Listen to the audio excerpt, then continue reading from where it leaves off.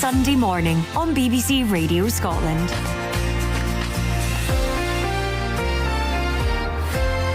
Hello and welcome to Sunday Morning with me, Zara Janjua, on BBC Radio Scotland.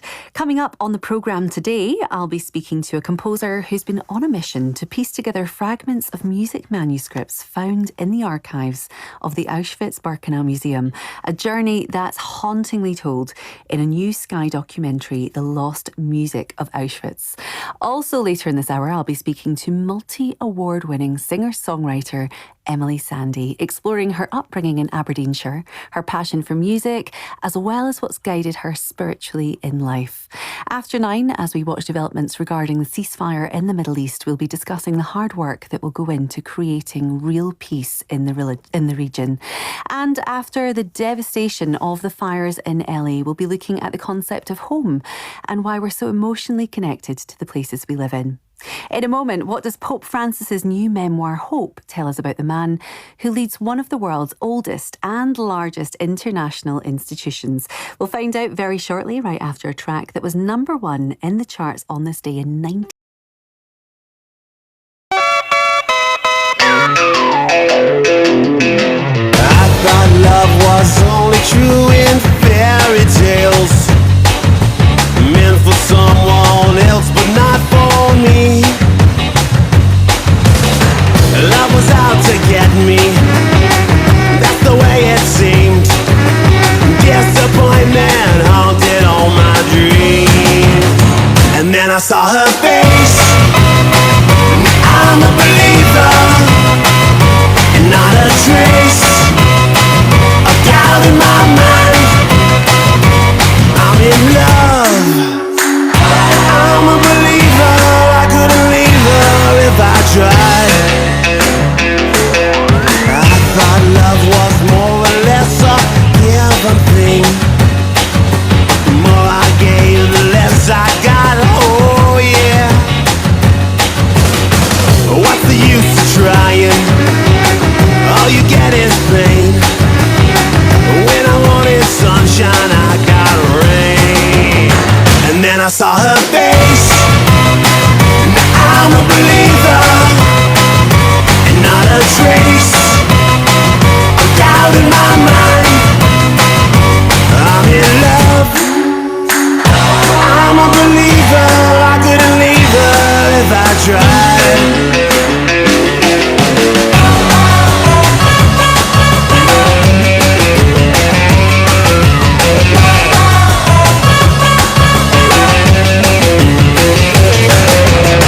What's the use of trying? All you get is pain. When I wanted sunshine, I got rain. And then I saw her face, now I'm a believer, not a trace of doubt in my mind. I'm in love, I'm a believer, I couldn't leave her if I tried.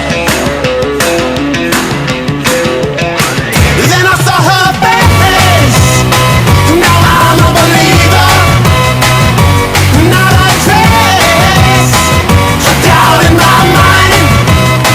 Now I'm a believer, yeah, yeah, yeah, yeah, yeah, yeah.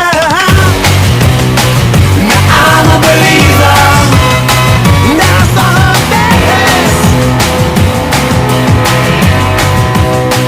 Now I'm a believer, not a trace. I'm a believer. Now, he's arguably one of the most important living religious figures in the world. So Pope Francis's memoir, Hope, has understandably received a great deal of attention. And given it's the first autobiography to be written by a sitting pontiff, there is heightened interest in what he has to say about what has shaped him and the challenges we face in the world today. Initially planned to be released after his death, Pope Francis decided it should be published in 2025 to coincide with what he declared a Jubilee Year of Hope. But what does it tell us about the man himself? Well, I'm joined now by Catherine Pepinster, an author, historian and former editor of The Tablet. Good morning and welcome, Catherine. Good morning, Zara.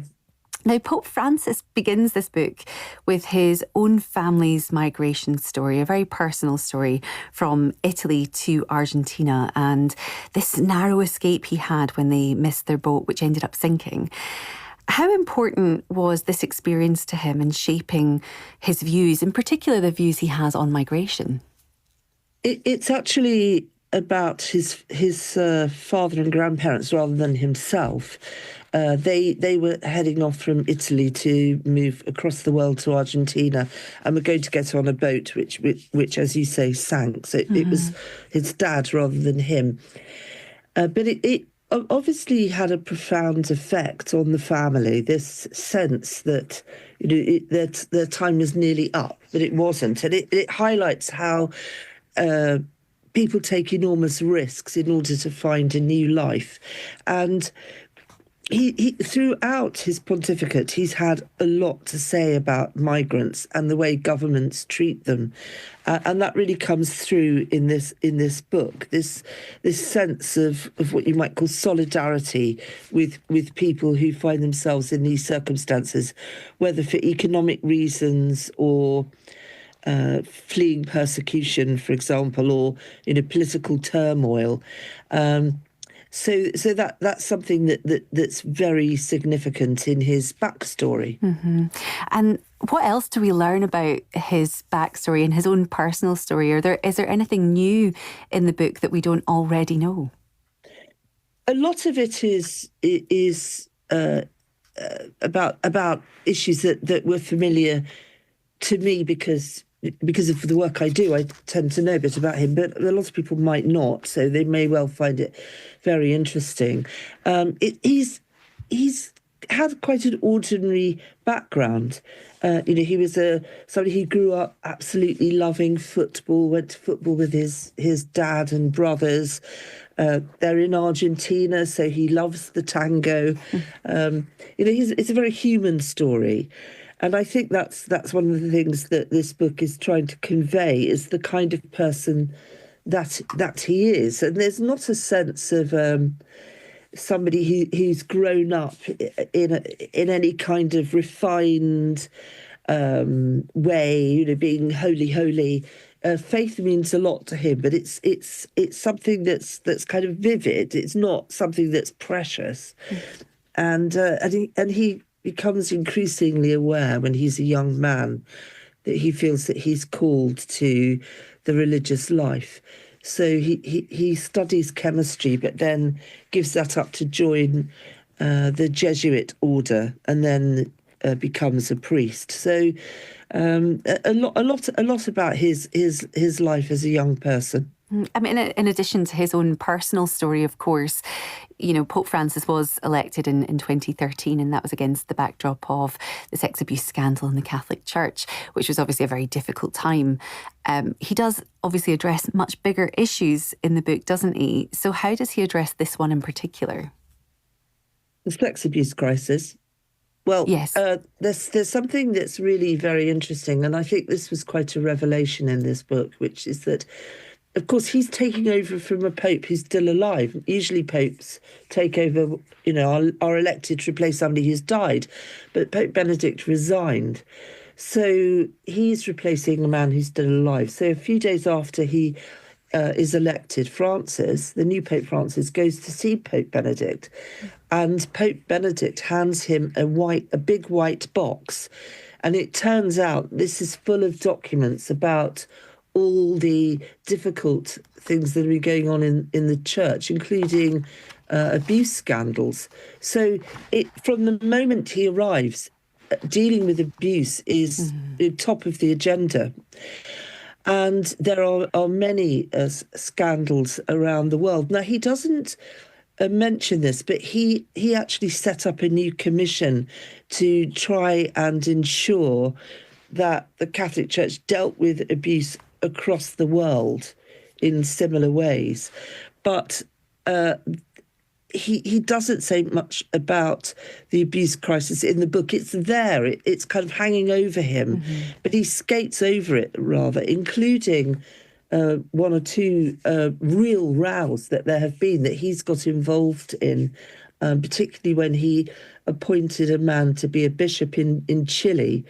And even it reveals that even the Archbishop of Chile warned him against this, but he went ahead and then had to organise an investigation into what had gone on in Chile. But he doesn't really explain why he wasn't convinced at first about what had gone wrong in Chile. It takes this commission and then he effectively backs down and apologises. So this has been very much part of his time as Pope. How did he approach conflict and turbulence, like the situation you've mentioned? Was it very different in style to Pope Benedict or other popes who've come before him? Well, he has tried to bring together this commission to look at abuse, and that has involved people who've been survivors of abuse, although quite a lot of them have got frustrated and left and said that the progress being made is just too slow.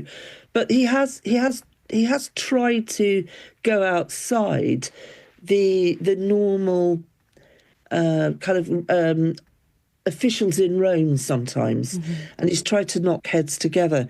And he has had a lot of clashes with officials in Rome over the years, and says that the attitude has often been, well, that's, when he suggested how they approach things, that's not the way we've done things. So he's been attempting to shake things up. Not always with success. Some people have been really intransigent. So there's been a lot of conflict. And there's one point in the book where he says, I've been summoned to a battle. And that was in relation to this, just to dealing with the officials in Rome and the way the church has been run for so many decades. Well, of course, because there's been some very critical voices as well in terms of what's often been seen to be a liberal approach. The Pope Francis was elected during a time where there was progress globally around the world. And in order to address that, of course, we can't not discuss the role of women in the church. And of course, with equal marriage, he was walking quite a tightrope, really, wasn't he? How did he deal with the criticism when it came to issues like this? Well, he's been pretty clear that he feels that gay people have not been treated well. And there was a very famous moment very early on in his pontificate when he was asked about gay people, and he said, who am I to judge? And he's met delegations of gay people, some from the UK, in Rome, and he brought out a document a short while ago about the blessings of same-sex couples, which caused a lot of controversy amongst conservative Catholics who felt this was not upholding traditional church teaching. On women, his record is pretty mixed. He's been keen to appoint more women to official roles in the church bureaucracy in Rome, and has talked about the importance of women. But he has remained opposed to the ordination of women. I mean, there was a time in the Catholic Church when Pope John Paul II said that women's priesthood couldn't have even be talked about, but we've got beyond that. And he's certainly enabled discussion of the role of women to take place in the church. But he doesn't seem to see that they should be part of the priesthood. And I think there are many Catholic women who are liberal Catholics who find that deeply frustrating. And one of the things about this book that's interesting is that women have played a really significant role in Pope Francis' life. He very close to his grandmother, his mother, mentions one or two work colleagues that he was very close to. But he doesn't see them as having that role. And in some ways, it's puzzling when he has such a positive approach two women in other ways. It's really a fabulous insight into the personal story and, of course, the professional story. So thank you very much for joining me today, Catherine Pepinster. Thank you, Zara. Hope, the autobiography by Pope Francis, is out now, published by Viking. You're listening to Sunday Morning with me, Zara Janjua, here on BBC Radio Scotland. After 9, we'll be discussing the ongoing situation regarding the proposed ceasefire in the Middle East. And in a few minutes, the moving and inspiring story of one musician's journey to piece together music manuscripts discovered in Auschwitz, which will be heard for the first time in a new documentary. But first, someone celebrating their 70th.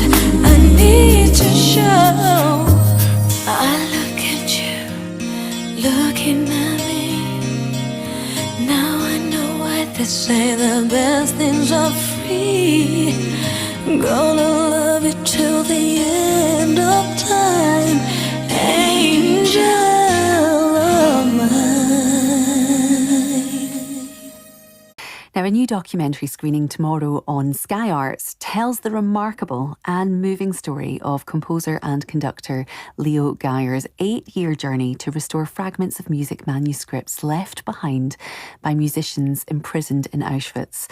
The documentary, The Lost Music of Auschwitz, follows Leo as he discovers how the musicians imprisoned in the concentration camp rebelled with secret performances woven together with powerful interviews with some of the last remaining survivors and special performances from Leo's orchestra. And Leo joins me now to tell us more. Good morning, Leo. Good morning. What a remarkable mission. And, you know, we've described this a couple of times now as monumental, and it really was, wasn't it? Yes, it's been quite a journey, and actually something that has been unexpected, as I didn't set out to become an expert in Holocaust music, but it was on a research trip that I had a conversation with one of the archivists in Auschwitz who told me that there were music manuscripts hidden away in the depths of the archive. And I couldn't believe when he told me, and that's when it all started. And so what did you see? What condition were they in? Because, you know, I suspect after all this time, and certainly the conditions of Auschwitz, it wasn't a simple matter of reading scores of music. Exactly. And this was why I think that it's taken so long for this music to come to light, is because of the state that the manuscripts are in. Mm-hmm. So none of the manuscripts are complete. Many of them have burnt edges or singed edges. Many of them are also in faded pencil. So to actually try and understand what is actually there requires quite a lot of music detective work. It's essentially the equivalent of several hundred jigsaw puzzles, which are all mixed together, and then there are countless missing pieces. And to try and actually restore this music together becomes even more complex when we have a greater understanding about what the orchestras of Auschwitz were actually like, far removed from what we would understand an orchestra to be. So, for example, there was no body of strings, there weren't two of each of the woodwinds, but much smaller string sections, and then very unusual instruments like accordions, not violins, but rather mandolins. And this obviously created a very unusual kind of sound, and certainly made my detective work much more difficult. Tell us about the role of these orchestras in the camps.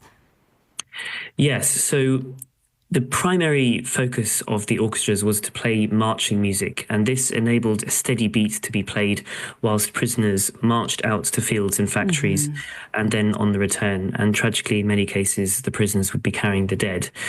It's very difficult to imagine a more macabre setting for music making.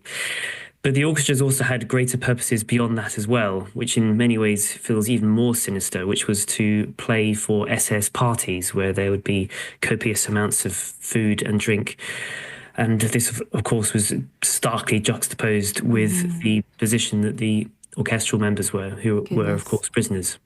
But so the music, the orchestra music, was predominantly used for what you highlighted, you know, basically the parties for the SS soldiers, or for marches, as you say, in the camp. But it was also a form of resistance. So they were writing in secret. They were writing music by themselves. Talk us through some of the experiences that they would have had trying to do this. Did you get any insights from the music themselves as to what the lives would have been like?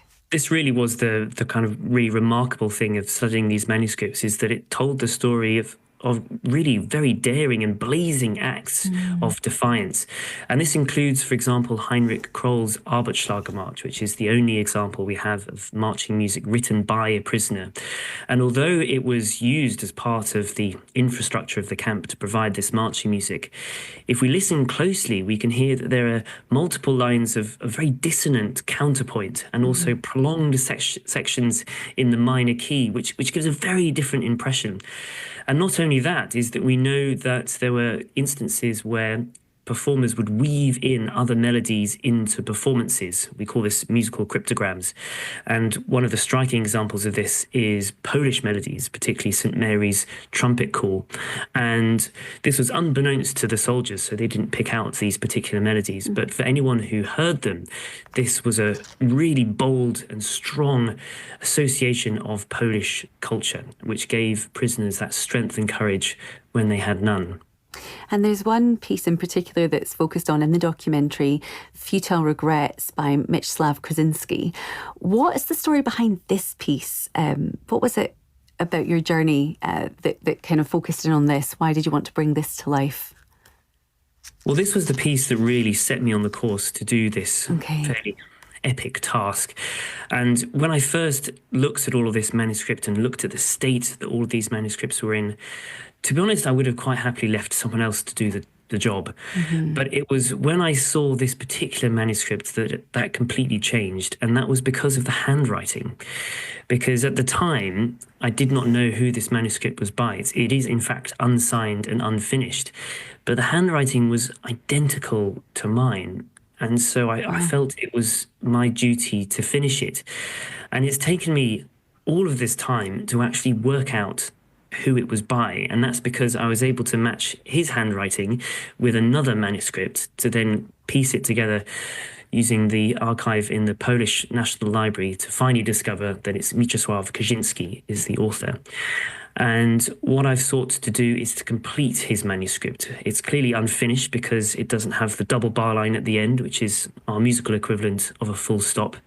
And it's on 2 lines of music, the same as piano music, but we have the stems in opposite directions, and that indicates that it is designed as a short score so that there are more parts to be included. So the documentary concludes with my completion of this piece. It is a remarkable investigation, and let's just have a listen to a short clip of that song now.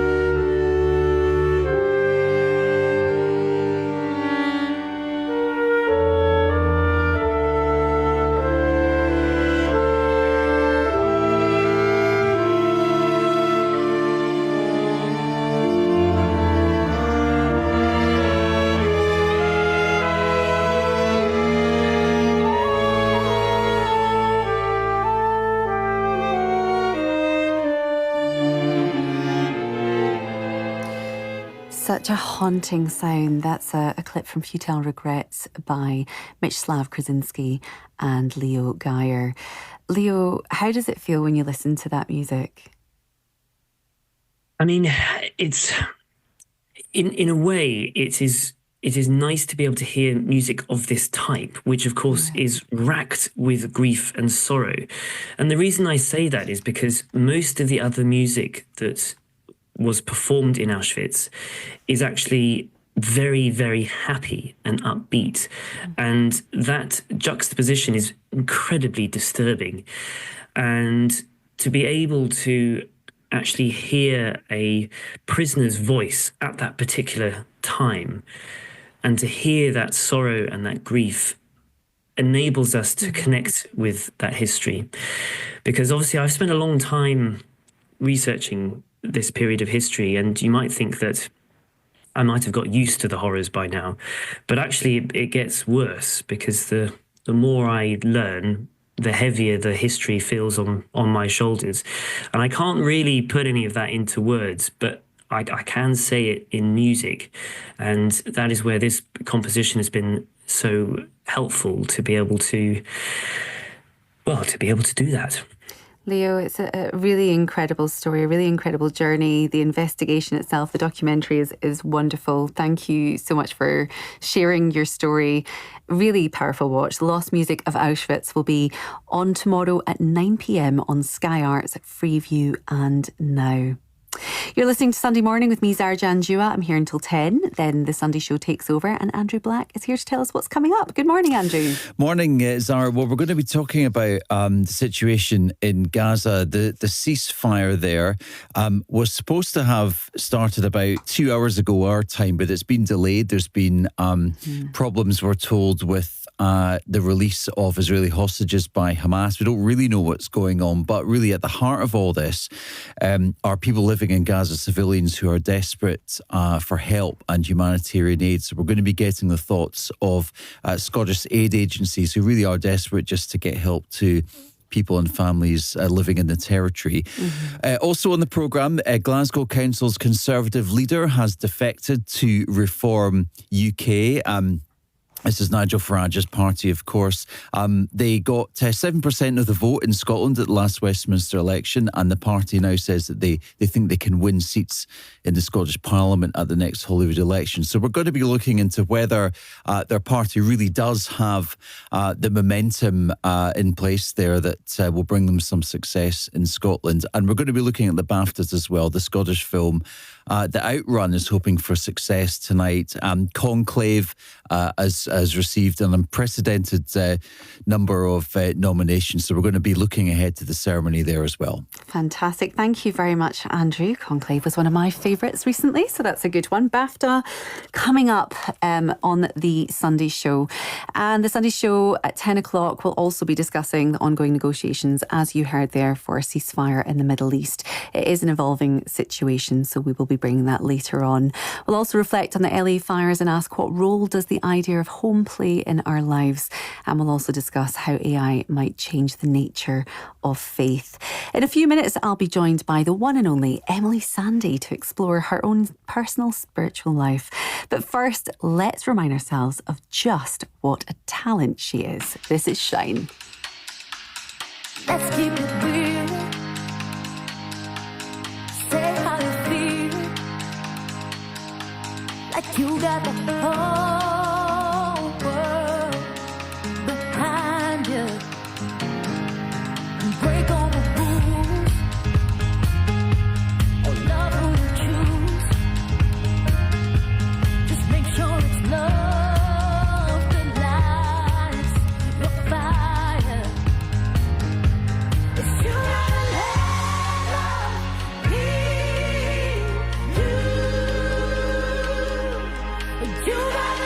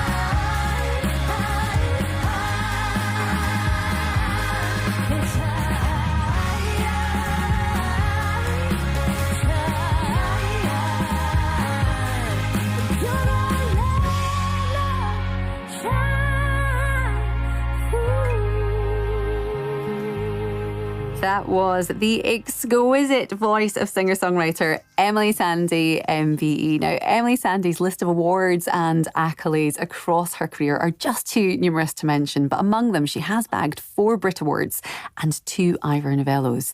Back in 2012, Emeli went down in history as the only artist to perform twice at the London Olympics.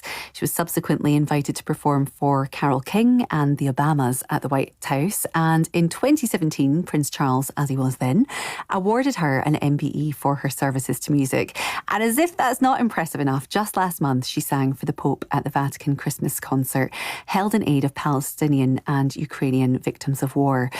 She may be in very high demand, but I'm delighted to say she's taken the time to join us this morning to discuss her spiritual life. Emeli, a very warm welcome to Sunday Morning. Hello, good morning. Thanks for having me. It's great to have you. You were raised in Aberdeenshire, and I was actually living in Aberdeen in 2011 when your first solo single, Heaven, was released. And I was based then in the Northeast for that sort of time of your stratospheric rise to fame. And so the whole city, the whole area was very, very proud.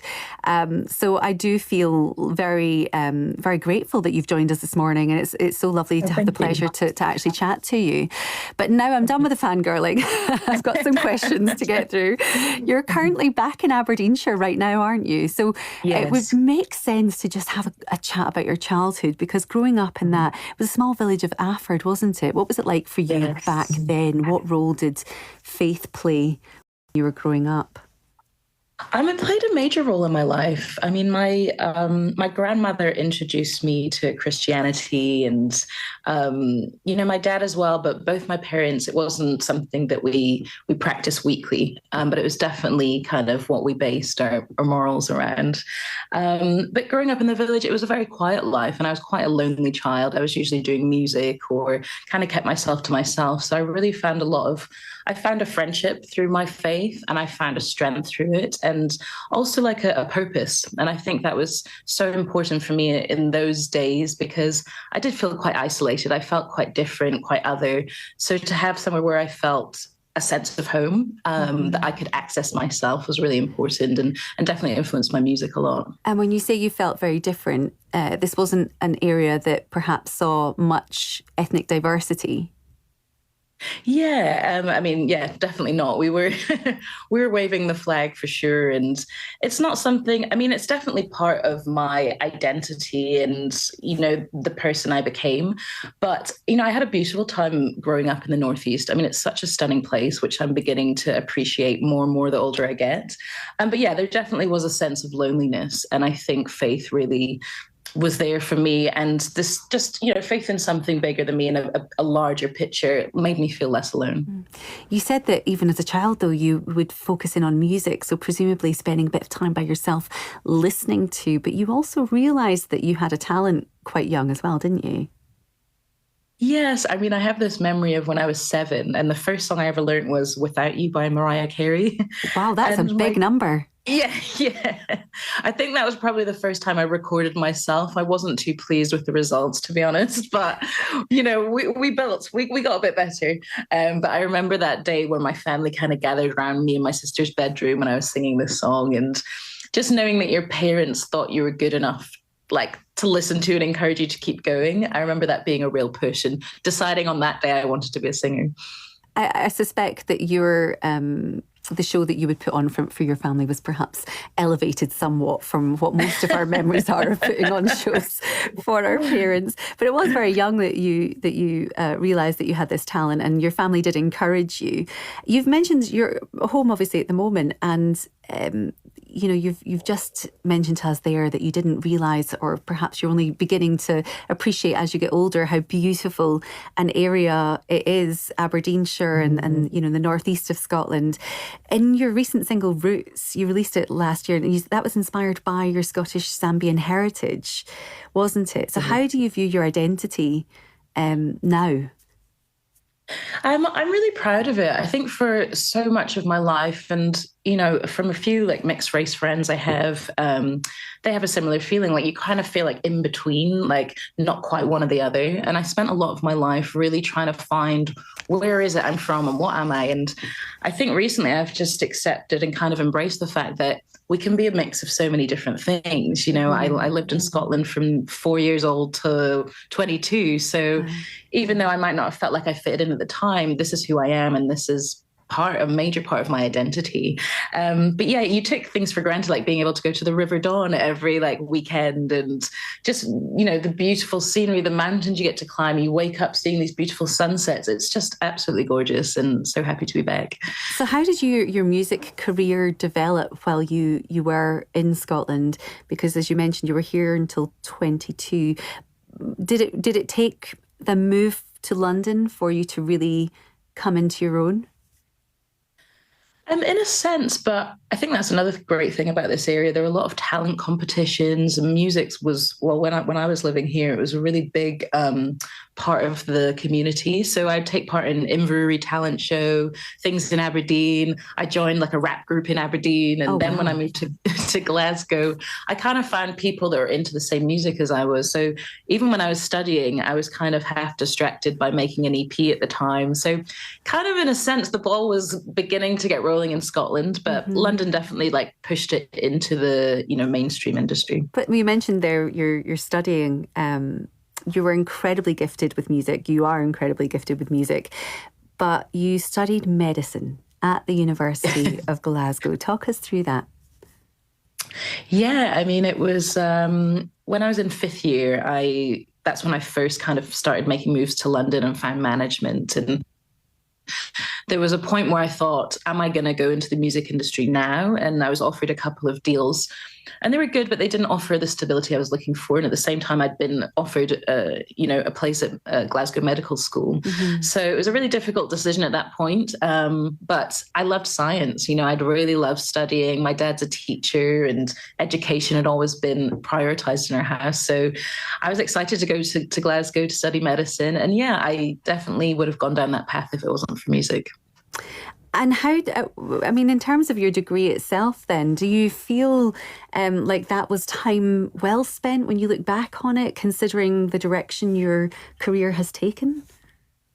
Oh, yeah. I mean, I did a lot of maturing. I gained a lot of confidence as well when I was studying in Glasgow. And, you know, I studied 4 years. I didn't complete the full 6-year degree, but the people I met, the friendships I've made there, and also to be around people with that level of ambition. You know, everybody was so focused on this love, this passion, and just being around that environment. I definitely have taken that energy into, you know, what I ended up doing. But you never forgot music. Music was never... It was always there with you. So at what point then did things change for you? At what point did you decide, you know, you weren't going to be the doctor, you weren't going to continue with medicine, but you were going to focus on your music career? I guess like in summer, or when I had time to spend more time on music, things were slowly starting to pick up, and I was on the Chipmunk single. It's quite funny being in like the med school library, and because the Mobos were in Glasgow that year, so they all saw me on the TV singing with Chipmunk, and then I was back in class on the Monday. So it was a funny kind of cross life for a while. But there came a point where I was published as a songwriter, and I thought this is a really great opportunity because it means I can afford to live in London for at least a year and just try my best to see what can happen. And luckily I was given the chance to go and try that out. And then it was actually about 2 weeks before the first album was about to be released where I had to make the final decision. Will you be leaving medicine and going into music? So I didn't actually know if music was going to work out, but I just took a leap of faith, and thankfully it worked out. I mean, what an incredible time studying medicine, reaching new heights in music, appearing on the Mobos. We're going to pause just for a second to hear a bit of music. And the song you've chosen for us today is such a beautiful one. It's Samson by Regina Spektor. Why is this track so important to you? Well, it reminds me of when I was around 17. It was the first time I was falling in love, and I was working at Virgin Megastores in Aberdeen, and I just thought I'd nailed my dream job. It was music. I got to make a bit of money. And through kind of, filing the CDs, I found Regina Spektor. And then this album, Soviet Kitsch, was on repeat. All of that kind of teenagehood years, I had this album on, and it just takes me back to really nice times. Let's hear it now. You are my sweetest downfall. I loved you first. I loved you first. Beneath the sheets of paper lies my truth. I have to go. I have to go. Your hair was long when we first met.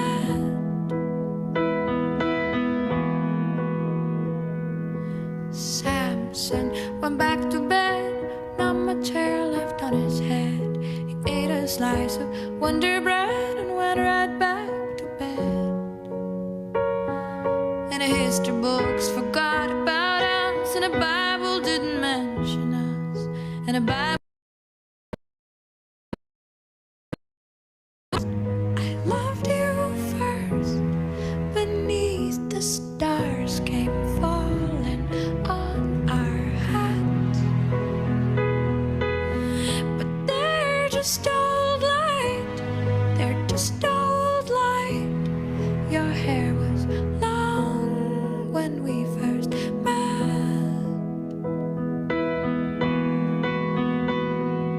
Samson came to my bed, told me that my hair was red, told me I was beautiful, came into my bed. Oh, I cut his hair myself one night, a pair of dull scissors in the yellow light, and he told me that I'd done all right, and kissed me till the morning light, and he kissed me till the morning light.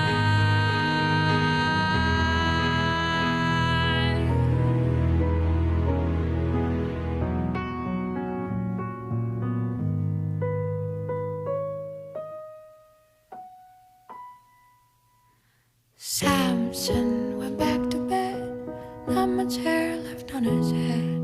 He ate a slice of Wonder Bread and went right back to bed. Oh, we couldn't bring the columns down, yeah, we couldn't destroy a single one. And the history books forgot about us, and the Bible didn't mention us, not even once.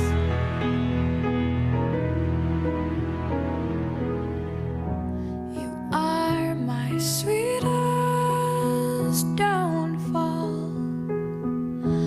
I loved you first. That was Samson by Regina Spektor, the choice of my spiritual life guest this morning, Emily Sandé.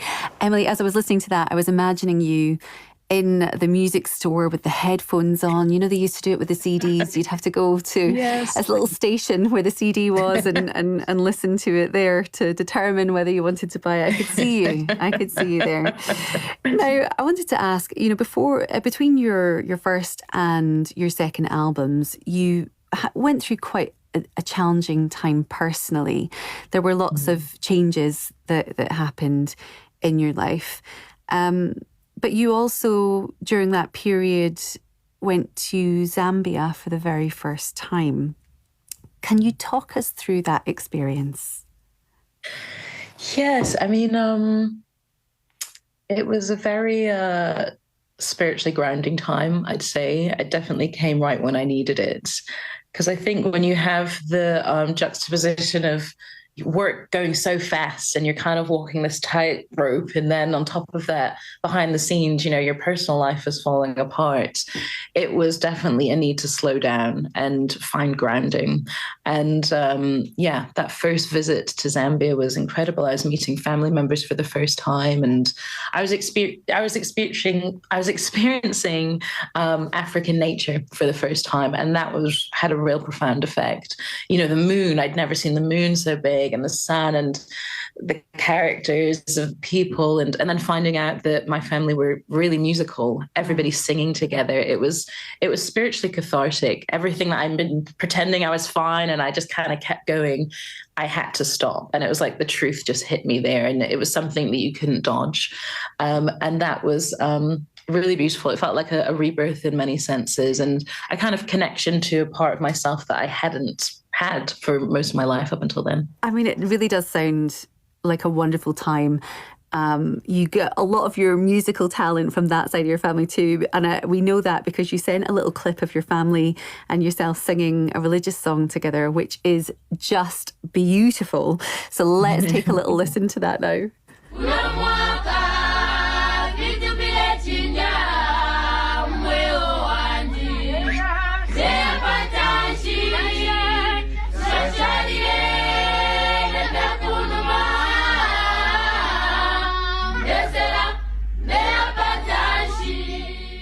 Absolutely stunning, and really highlights for the rest of us how out of tune most of our families are. Tell us, what was the context of this? Were you singing it on a special day for an occasion in a certain place? No, I mean, that's the beautiful thing. It's just something that my family regularly does. And then this is with my grandma. So they, many evenings, or maybe it's because we were there, everyone just breaks into song and everybody knows these beautiful, intricate harmonies. And it was beautiful seeing my father in his homeland as well. And his memory of his harmonies come out, and it just showed me that it's in my blood. Yes, it's great to be part of an industry that deals with music, but it goes way beyond that. And it's within my DNA, really. Surrounding yourself with family when you're going through hard times potentially has that healing effect. It really can. But, the spirituality perhaps you experienced then as well, perhaps you could shed a little bit of light for us on what was happening to you around about this time. Were you discovering anything new about religion back in Zambia? Yeah, I definitely lessons in, pure gratitude. There was just this gratitude for every aspect of life. And I think when you have been part of an industry and maybe you have burnt yourself out, it was just so beautiful to really check back into reality. And I think there's nothing more real than your soul, and your connection with what's eternal. So I think being there and just being reminded what is real, and let's gain some perspective here and let's plug into that source again. It was really wonderful.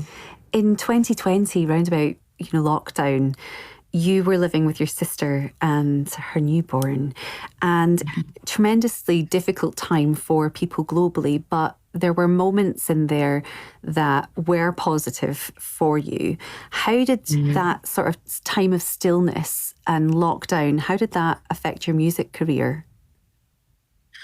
Well, it definitely made me take a pause and reflect on, because at this point I'd left the label, I'd left management, so there was no real link into the industry anymore. It was just me as a musician. And also, it was scary. Everything was cancelled. Our only way of making an income was completely, disregarded.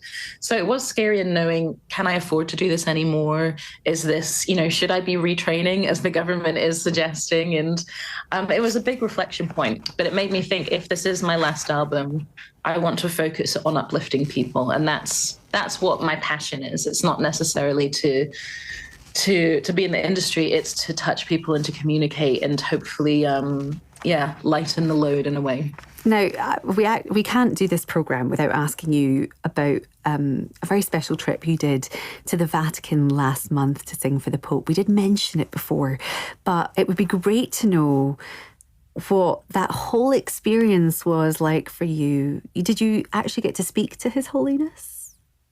Very briefly. There was a ceremony before the show where all the artists got to meet him, and I went with my parents as well, which was really great to experience it with them. And there was just a real kindness, like a real radiance of kindness, and it's hard to kind of put into words, but it was a very special moment being in the Vatican and driving in and seeing the buildings. I've never seen anything like it in my life. It was it's very hard to put into words, but it was an experience I won't forget. You've had some really incredible kind of standout moments in your career, and recently you've been doing a lot of research, reading Gnostic texts and the Gospel. You've been really looking into this side of faith. How does that influence your music?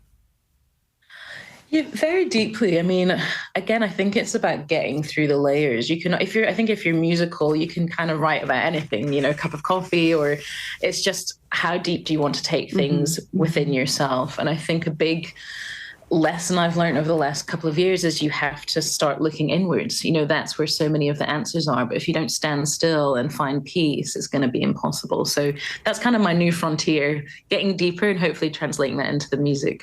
Well, is it true also that you'll be releasing some music under your real given name, Adele, as well as Emily? Yes. I mean, it's been a big dream of mine for a while. I mean, it might just be something that... Well, no, yeah, I think, you're given a name for a reason. And my parents, my family, everybody calls me Adele.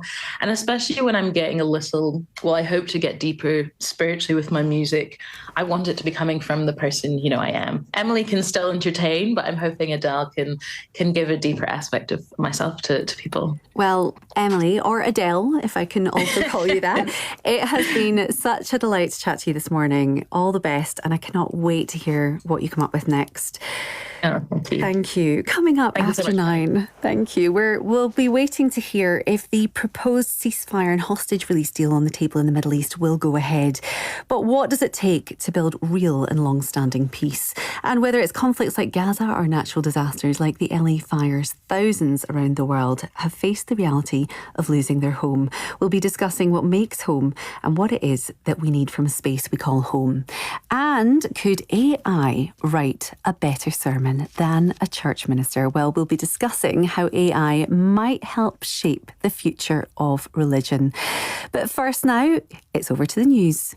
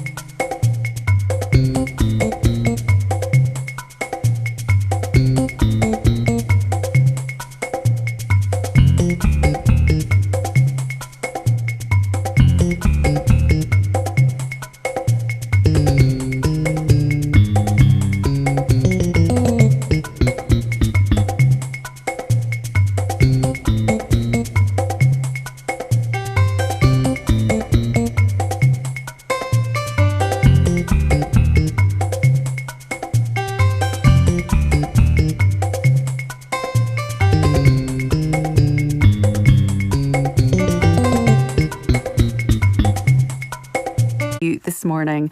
Now, as we wait for the news of the start of the ceasefire and hostage deal in the Middle East, we're going to be discussing how Israelis and Palestinians can build long-lasting peace together beyond any deal. Also, following the devastation of the LA fires, we'll also look at the concept of home and the impact of losing your place of refuge. Plus, as Keir Starmer aims to position Britain at the centre of the AI revolution, what role can AI play in faith communities? That's right after a new track from Mel Smith. Nice to meet you.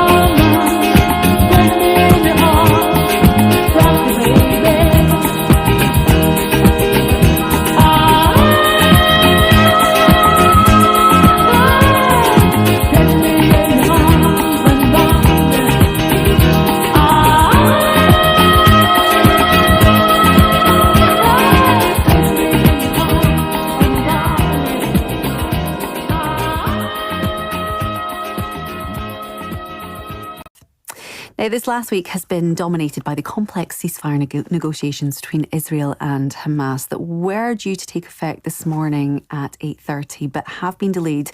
Although in the last few moments Hamas have released the names of the first 3 Israeli hostages to be released. But what are the factors that will influence the success of this or any deal? How do you, on the face of it, bring intractable enemies together? Those who've endured years of conflict and trauma and build some kind of long-standing peace. Joining me from our studio in Glasgow are Sydney Switzer, the Senior Community Worker for the Scottish Council of Jewish Communities, and down the line from Ireland, Senior Lecturer in Contemporary Islam at the University College Cork, Amanda Sondy, and from the deepest Somerset, Director of Faith Invest, Martin Palmer. Nice to have you all with us. Now, Martin, I just want to start with you. Ceasefires in this region, you know, they've come and go in the past, but for success this time round, what do you think are the basics to making it work? Well, I mean, this is one of the most intractable situations, I think. And of course, we, the British, were largely responsible for creating this in the last 100 years. I think the major problem is that you have completely different views about the same spot of land. You have very strong senses of historical rights and cultural rights and religious rights. The tragedy is that for much of history, Muslim, Jewish, Christian communities have coexisted side by side. What ripped them apart was the rise of nationalism, the rise of the idea that if you had an ethnic identity, that was more important than where you lived and who your neighbors were. And I think my experience, I've traveled a great deal in the Middle East, working with communities across Syria and Jordan, Turkey, etc. And where people are allowed to actually just get on with their lives and have a livelihood, the relationships are built simply because that's what you do with your neighbors. I think the outside groups playing games with this world, which we have done, the British now, very much the Americans do, other groups are playing games. I think the great danger is that others come in assuming that they know what you need. And they don't actually let you talk about it. And just one final thing, I think, Zara, I work a lot with the Green Climate Fund, which is a major international body that invests in developing worlds. The major thing that this now needs is investment, communities putting their money in to support the rebuilding of everything from schools to hospitals to streets to shops. This cannot happen just by not fighting anymore. You've also got to start planning what you want to build. It must be hard to start planning when history has shown us that quite often these agreements don't stick. Amanilla. Absolutely. I think, you know, at the very core, it is about getting on with your neighbour. It's those all kind of cliche things that we all want, right? We want to get on with our neighbour, but we know that the issue of the Holy Land is so much more fraught. It's so much more intense. You know, what rings in my head forever is I was at a religion conference in America, and Madeleine Albright, I think she was the Secretary of State. She turned around and she said, you know, if this was an issue of real estate, it would have been resolved years ago. But it's an issue of God. And there's God involved here. And so many people are trying to understand this through their faith, through what the land means, the history of it. And it's so much more complex. And it's so easy sometimes for us sitting so far away in our armchairs trying to make sense of this. And, you know, when you're up close there and personal, it's so much more complicated. And I've been to Israel, Palestine about 4 or 5 times.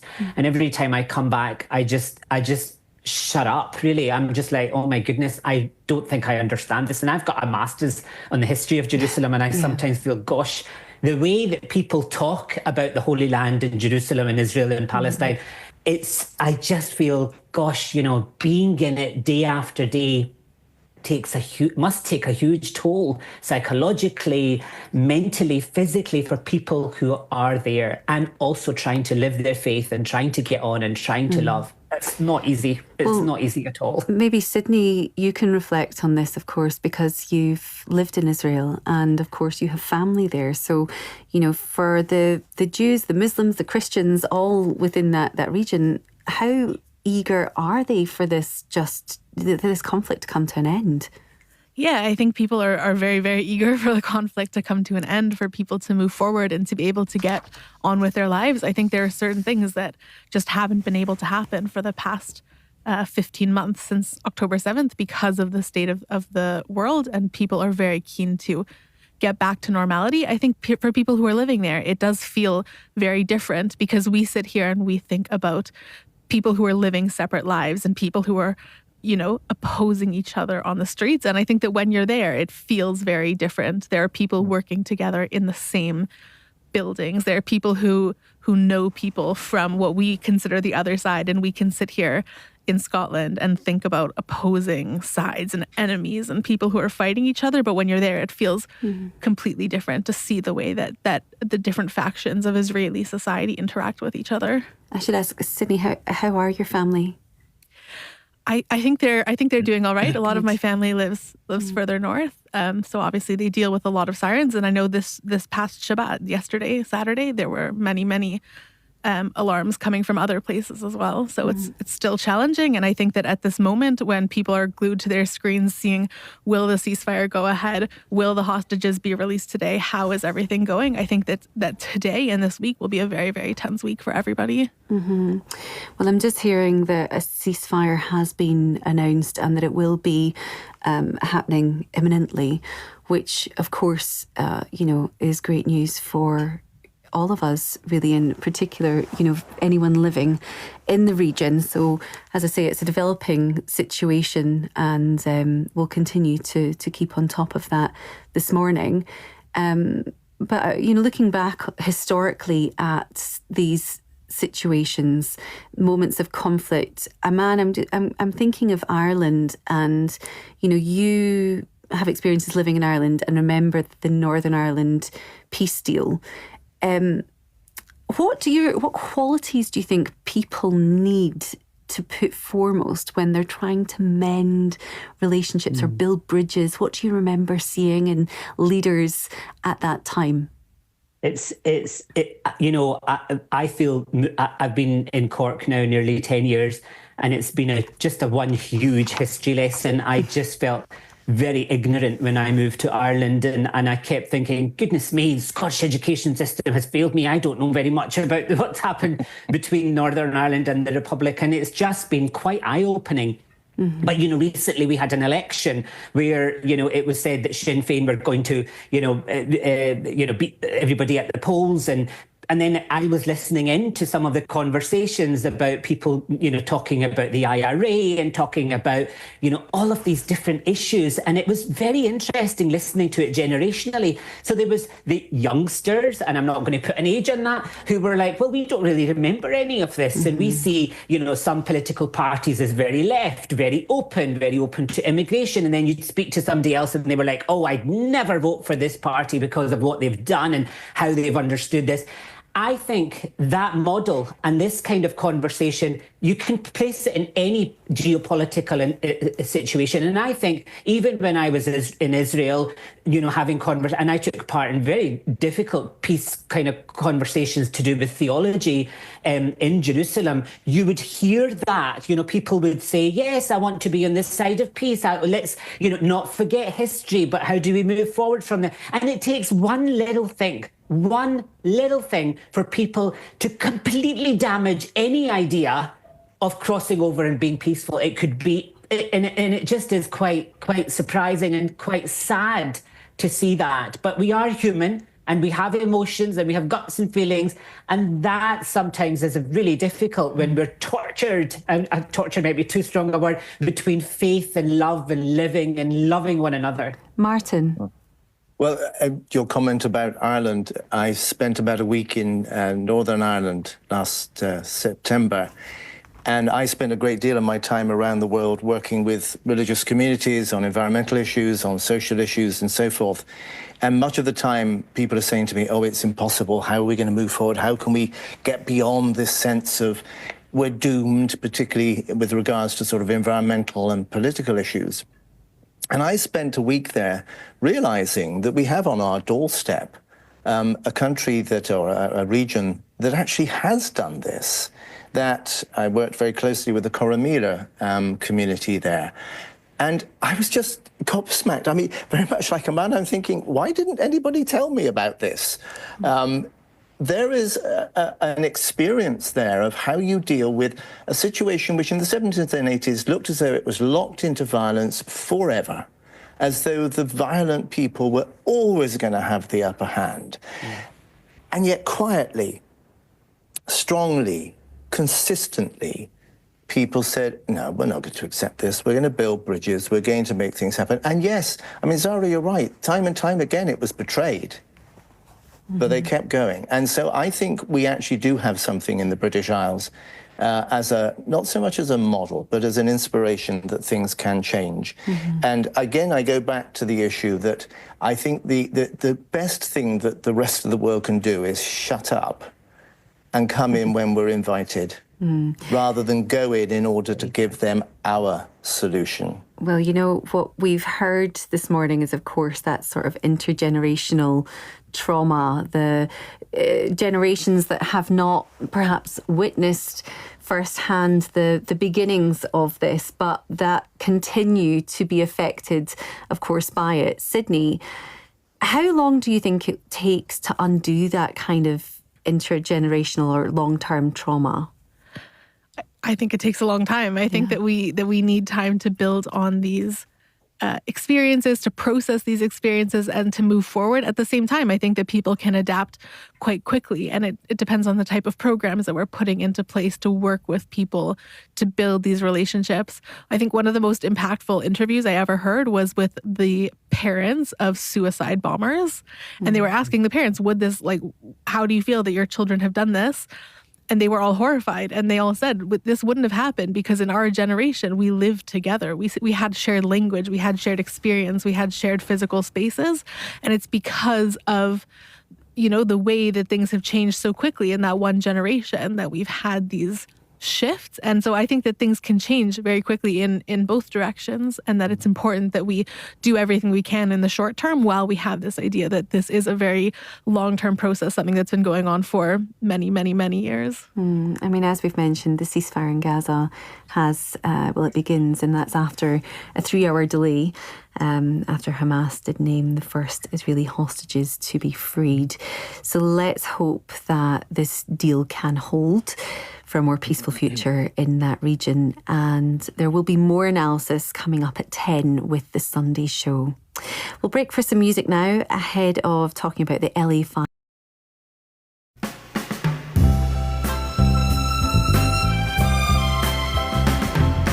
Think of your fellow man, lend him a helping hand. Put a little love in your heart. You see it's getting late.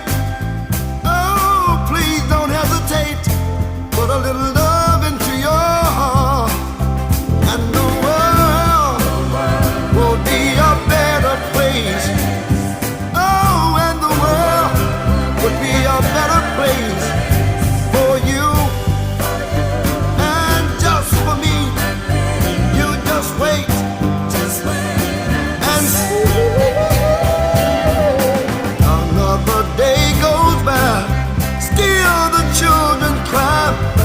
Put a little love into your heart.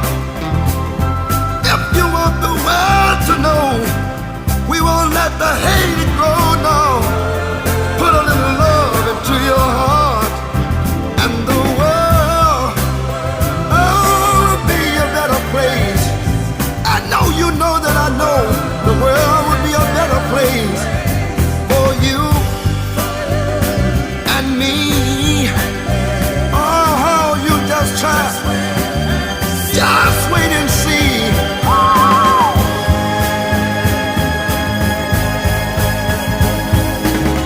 Take a good look around.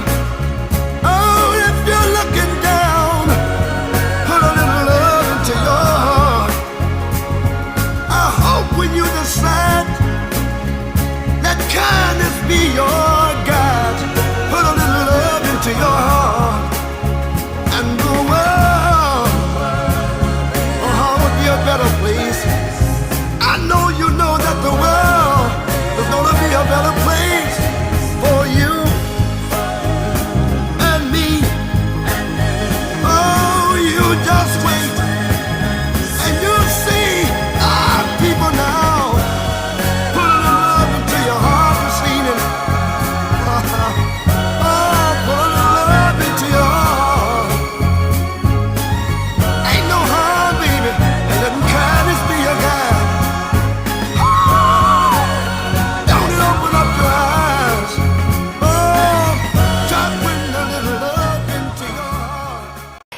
just joined us, we've been discussing the ceasefire in Gaza, a place that's undergone so much loss of lives, homes and communities.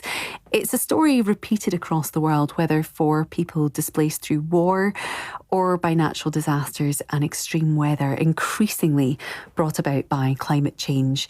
We've seen this most recently in Los Angeles, where the ongoing wildfires with more than 10,000 homes completely destroyed. And well, it got us thinking about the impact of losing a home and how we ground ourselves once again when we rebuild our lives.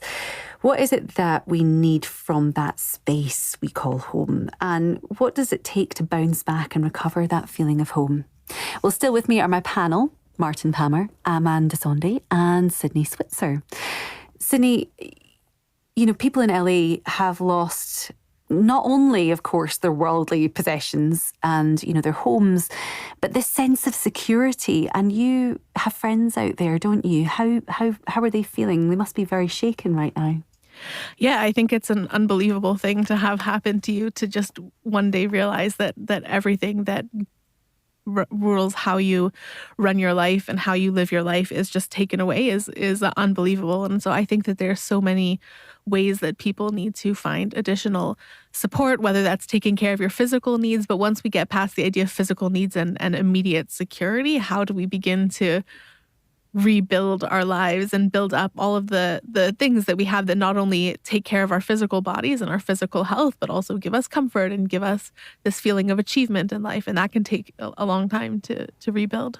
Martin, Sydney mentioned there that, you know, becoming homeless, the practical side to it really there, you know, having to replace things to find potentially a home. But, you know, what are the other elements that ground us in not just having this place? What else do we need to feel grounded, to feel a sense of belonging? I think, excuse me, I think a wider family. Many years ago, my family and I came home from a party just after Christmas to find icicles hanging off the front door because the pipes had burst and the entire house had been flooded. And we were out of it for 9 months while they put in these huge machines that sort of sucked the water out of the walls and all the rest of it. And were it not for family and friends, and in my case, the church community as well, where would we have gone? I mean, literally, where would we go? There was no room in the inn, if I could put it that way. And so for me, when I look at this situation, what is heartening is listening to people saying, you know, we're staying with friends, we're staying with family.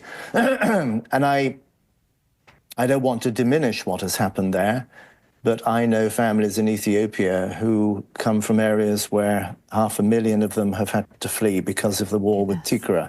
I know people in Sudan, 11 million refugees who have no home, and they don't have families that can put them up. So I do sometimes feel that, and I'll be very blunt about it, if the people look like us, we feel more worried for them. I find that is something that I think probably in the end will bring us down as a species. Well, this is something that has been documented. You know, perhaps it was at the beginning of the war in Ukraine. There was a study conducted, wasn't there, into the sort of bias that we feel in lending our emotions to causes that perhaps are being experienced by people who look like us, that have similar lifestyles to us. And in that, is there a sort of, you know, when you're watching some of the footage coming out from LA, when you're seeing those videos of these homes in places you recognise, with people you think you know, people perhaps like Mel Gibson, who, you know, have been showing people around the ruins of his home, you know, is there a sort of curiosity that exists there that doesn't elsewhere? Or are we just trying to connect to loss, Aman? I think there is an element of that. You know, we connect with these big stars who we've seen, you know, on our screens in various ways. So in a way, we kind of are thinking, my goodness, they've lost their home. This is something I think Ricky Lake lost, and I all I started thinking about was the Ricky Lake show, and I was just like, wow, what is happening to my mind just now? And whereas, you know, And look, this isn't a competition of disasters, but there are disasters, natural disasters happening all over the world. But something happened in my gut watching these big stars who have lost their homes, because we connect with them, that they've lost. And I think that there must be something psychological with that. And, but the people who are putting the news together, they know what they're doing. Mm-hmm. I know this is an awful way to think about it. It's not entertainment, but to an extent to grab people's attention, to get people thinking about this. But it just made me kind of think about how we connect to that. I was trying to think about where could I connect most. When I was a kid, we lived in the West End of Glasgow. Our flat was subsiding, and the council took it over, what is under compulsory purchase, and we ended up living in one of the roughest, toughest council estates in Glasgow, in Townhead. And you know what? My family still mourns the loss of that flat. and I think there's a class issue here. We went from the West End into city centre, where I think the first gang was established, and we were given a home. We didn't lose our home, but there's still at every dinner party, Eid, or even at Christmas time, my brother or somebody will say, in our flat in Glasgow, mm-hmm. In Napier's Hall Street, and somebody, we were also discussing about the garden still the same. I mean, the council have made the flat up again. Interestingly, it's attached to St Mary's Cathedral on Great Western Road, and I think the rector actually lives in the exact spot that we're in, so it's in God's hand to an extent. But we still think about that, and I think mm-hmm. home is such a complex thing in how we're trying to connect with what makes home. Mm-hmm. Martin, I just want to quickly comment on that. I think I work on the environmental issues and on climate change issues around the world. Our problem with climate change is that it's numbers. And nobody is interested in data, frankly. Nobody was converted by a pie chart. We're converted by stories. And so what you always have to find in these crises is a person, a story, a narrative that echoes what we fear we might experience as well. And I think that's where Aman's right. The fact that we've got these famous names and faces means that something which otherwise 10,000 houses destroyed, etc., becomes real. And that's our task in the environmental movement around the world, is to not bombard people with statistics. Mm-hmm. Because frankly, statistics only work in a context. They don't have a context in themselves. So what we always are trying to find, and we're working with faith media networks all around the world, is what actually are actual people doing in their own area that they can tell us a story about. So I think Aman's right. In this instance, we're dealing with oh my God, look what's happened. I think what we need to be seeing much more is, oh my goodness, look what is already happening that might be building blocks for a better future. Looking ahead is obviously, one of the ways we come to terms with what's happened, make plans. Sydney, I'm thinking about the process of that. And, the people often describe a sort of mental resilience that comes with coping with these very dramatic changes in circumstance. How do we get to the point of accepting loss? How do we process loss? I think that our connection to the physical objects and the space that we hold for them, it makes a big difference. And so I used to live in Mumbai, which is a vast, vast city with many different things going on, many different perspectives and people and life stories all taking place in a small area. And I think that people there are adapted to this idea that one day your house might not be there. They don't live with the same sense of security. I heard once that 9 people are killed every day in the Mumbai train system in train accidents, which is unfathomable. And when we think about Glasgow or Los Angeles or any of these places where we have this sense of security, we believe that our train is going to run tomorrow and it's going to be safe. Our house is going to be there tomorrow. We know sometimes it's not, but we have this false sense of security living in the West. And I think that we can learn a lot from other places about how to be resilient, how to live with different circumstances. Would we be able to survive if we suddenly didn't have our source of food or our source of shelter? And I think this ties in a lot to what Martin was saying about climate change, is that we also need to look at how we engage with the materials and the processes in our lives. Can we learn to live a little bit more sustainably? When COVID happened and nobody could get, bread, can we figure out how to live with the things that are around us and use the things, not be tied to our physical possessions and things that we can buy and things that we already have, but how can we adapt to new situations? It's certainly a perspective to think about people who've experienced, real loss, and coming back to those basic needs that we have. Do we have somewhere to sleep tonight? Do we have food? Do we have water? Do we have shelter? I mean, these are real things that people around the world are challenged with. So, how do we get over that connection to possessions? Are there things that we should be feeling connected to? Martin?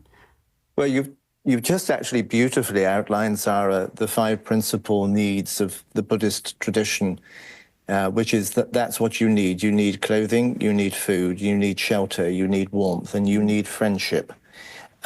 What they don't talk about is that you need a large dining table or 4 cars or a carport or, a yacht or anything like that. So ironically, or not ironically, I think rather wonderfully, Zara, you've just summed up the core of Buddhist teaching, which is also about mutual dependency. And I think that is the crucial thing here. We tend to think very much as autonomous individuals, or at the most as kind of nuclear families, sometimes with a little bit more of an extended family network. But as Sydney was saying, what we've got to be aware of is the impact of what we already assume we have the right to, which is actually taking away the possibility of life for others, the possibility of a full life for other species on this planet. So I think we're having to head towards... There is a wonderful teaching within the Orthodox Christian Church which says that what humanity may need to do for the rest of creation, those of us who believe in a creator God, is that we may actually have to give up some things. Mm-hmm. Now, that's a very hard line to push, but actually, I think... Again, I'm going back to Sydney's wonderful point about the bread and the panic about toilet rolls that happened in COVID. I think a lot of people found things put into a slightly different perspective, and then it all fell back into being normal again, and we could forget. I think we do have to have more of a sense of what is it that we are prepared to give up before it might have to be taken from us by government or by nature. Well, it's a wonderful sentiment and a wonderful conversation to have. It can be very easy for us sitting here in comfort to reflect on these things, but I do know how very challenging it must be to relinquish that connection we have to physical objects, to photos, to history, to memories. So our thoughts really do go out to everyone who is and has been affected by the LA fires and other conflicts as well. Martin, Sydney, Aman, thank you so much. You're going to be staying with me to talk about whether artificial intelligence has any place in the world of faith next. That's right after Maybe There's a Road by Karine Paul.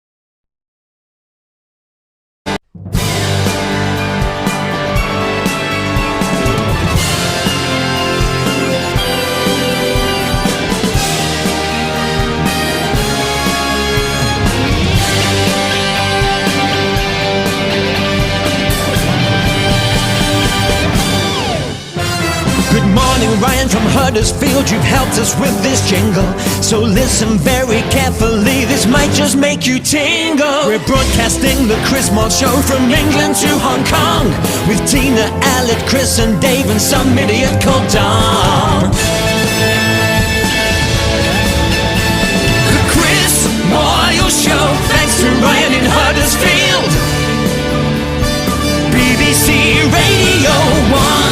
You're listening to Sunday Morning with me, Zara Janjua, here on BBC Radio Scotland. Coming up at 10, the Sunday show will be reflecting on the ongoing situation in the Middle East after a ceasefire deal was announced.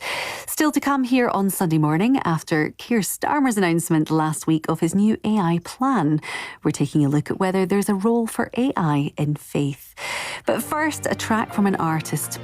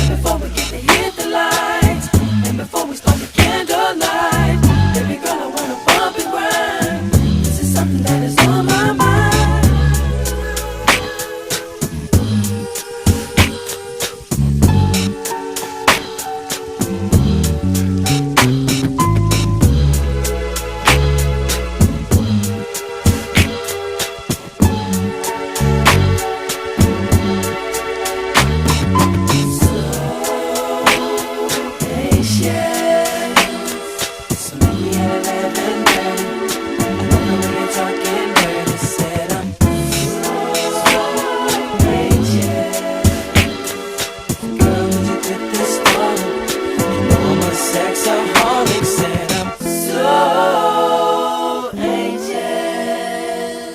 So meet me at 11:30. I love the way you're talking dirty. Said I'm so anxious.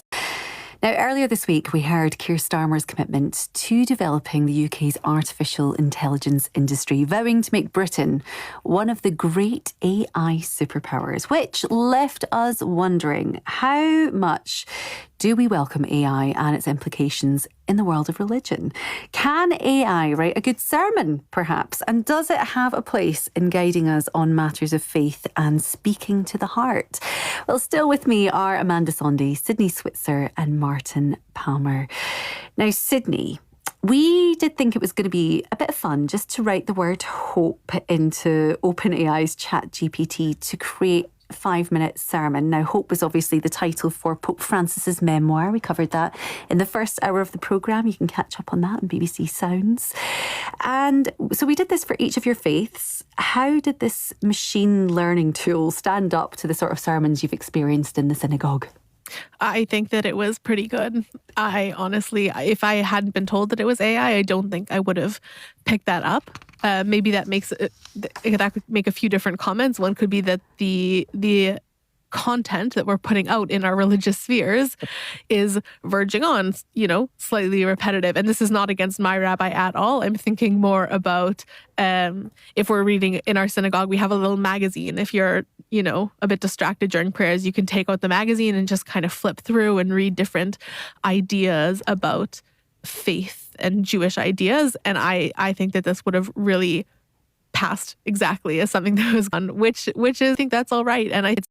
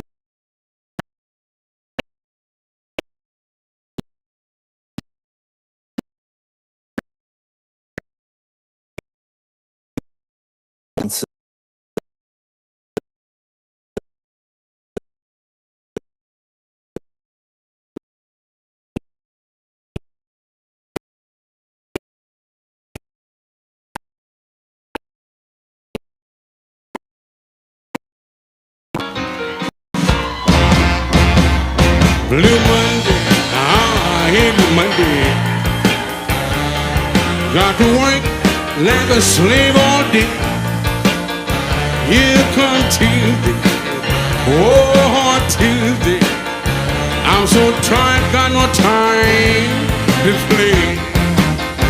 Now here come Wednesday, I'm beating my socks. My girl called, got to tell her that I'm up. 'Cause Thursday is a hard working day, and Friday I'll get my pay. Saturday morning, oh Saturday morning, all my tiredness have gone away. I got my money and my honey, and I'm on the stand to play. But Sunday morning, my head is bad. Boy, it worth it for the time that I've had. But I've got to get my rest, 'cause Monday's a mess.